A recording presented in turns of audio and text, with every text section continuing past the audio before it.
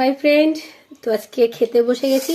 তো কি আছে দেখো, আজকে আমিষের মধ্যে পেঁয়াজটা আছে, নিরামিষের মধ্যে বেগুনি আছে, আর বেসনের বড়া আছে, আর লঙ্কা, আর সাথে লবণ।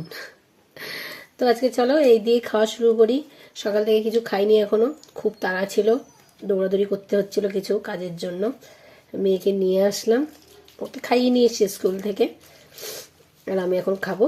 তো চলো দেখিনি লবণ কেমন হলো, খুব খিদে পেয়েছে। লবণটা বেশি হয়ে গেছে। এটা পান্তা ভাত ভেবো না কিন্তু, ফেনা ভাত।